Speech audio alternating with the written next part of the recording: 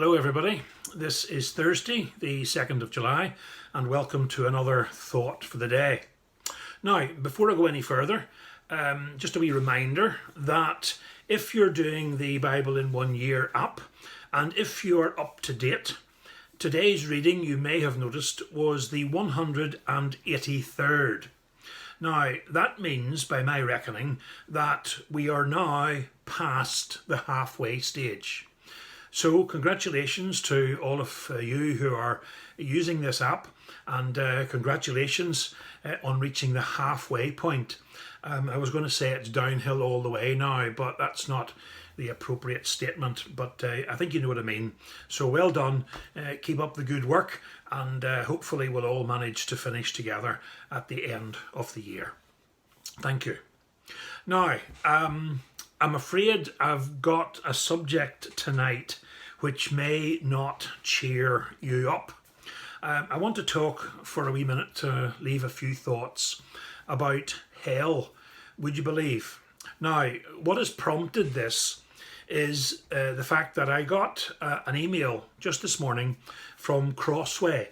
Now, some of you may already know the Crossway firm. They're Christian book publishers, and they publish Bibles as well, most notably the ESV, the English Standard Version, which is gaining popularity nowadays.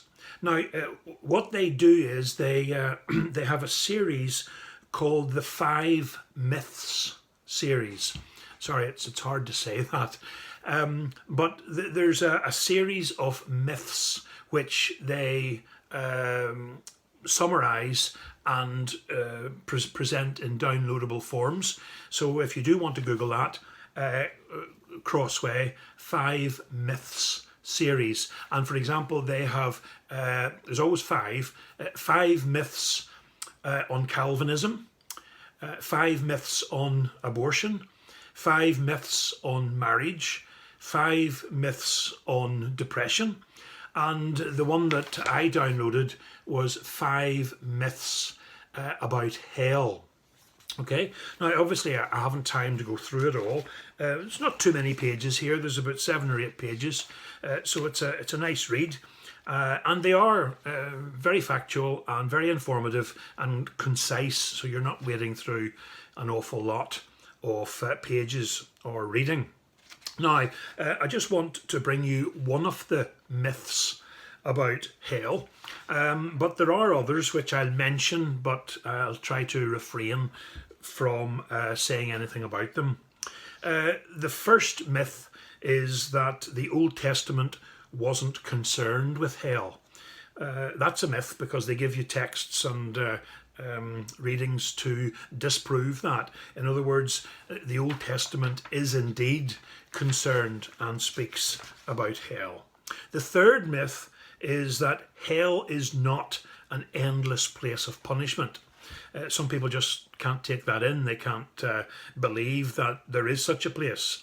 Well, it's a myth because it is a place of endless punishment, and as I said, the proof texts are there. Myth number 4, hell is merely separation from God. Not really true. It is separation, I believe, from the Lord Jesus Christ, but technically it's a bit of a story, but it's not actually complete separation from God. And the 5th myth, if I can find it, hell is simply giving people what they want. In other words, they want away from Jesus, so they're just getting what they want. Well, there's more to it than that as well. So feel free to look up Crossway and download this if you want further information. Just to give you a wee sampler, I'm going to go back to the first myth. And the first one is entitled that Jesus wasn't concerned with hell. That he didn't speak very much about hell. Well, that is a myth, friends.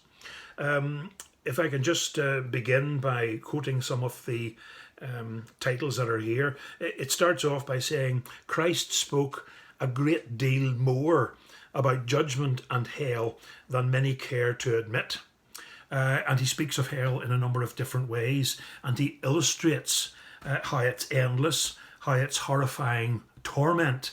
And he even uses a parable in Luke 16 to illustrate his point, telling us that there's a great divide. There's no cross from hell to heaven or heaven to hell, that there's a divide there which can't be bridged. He speaks of the hell of fire in Matthew 5. He talks about the whole body being thrown into hell in Matthew 5 again. He talks of an unquenchable fire in Mark 9, and he reminds us that the unrepentant are literally thrown in there. Mark 9 and 45. And this is where Jesus, the Son of Man, and his angels will send all the lawbreakers and throw them into the fiery furnace. People nowadays don't like this language. You don't hear it preached about very much. You can go to the Bible, you can read it for yourself, but an awful lot of pulpits now shy away from the subject of hell. A lot of people think it's quite old-fashioned and quaint, and it doesn't really exist, which again is wonderful strategy on the part of Satan, because how can you be afraid of something that he's telling you doesn't exist? Even the devil himself. It's always amazing how people are quite happy to believe in a God. If there is one, yes, we'll believe in God, but not in Satan, not in the devil. No, that's for times gone by. So, as I said, there is quite a list of texts here, and it's all done, of course, to warn sinners, warn people who are on the wrong path of the coming judgment. Everybody's going to get judged, Christians and non-Christians alike. But of course, for the Christian, the wonderful truth is that although we will be judged, there will be no condemnation, whereas others outside of Christ will be judged, and there will be everlasting and eternal judgment. And again, if you don't think the Lord talks about hell, there's a whole list of texts here.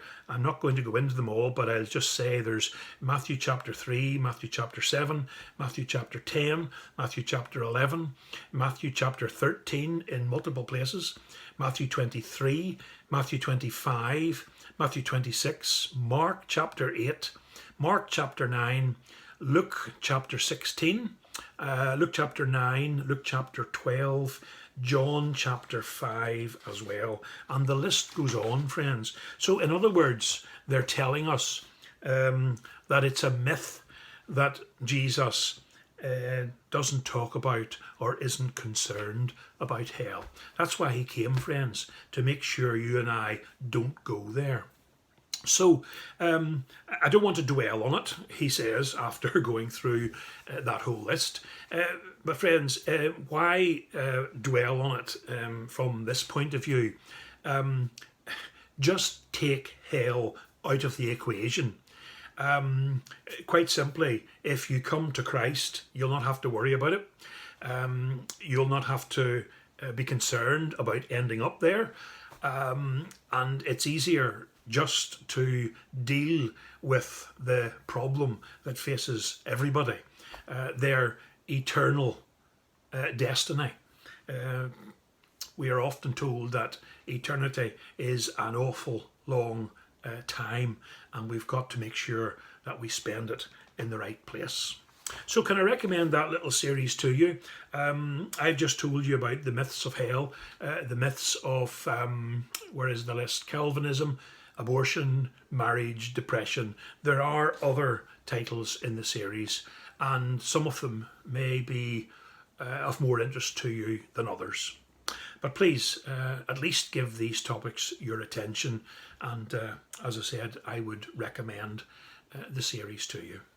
So that's about all for tonight. Thank you for listening. Thank you for joining with me. Remember, tomorrow night is the young people's video.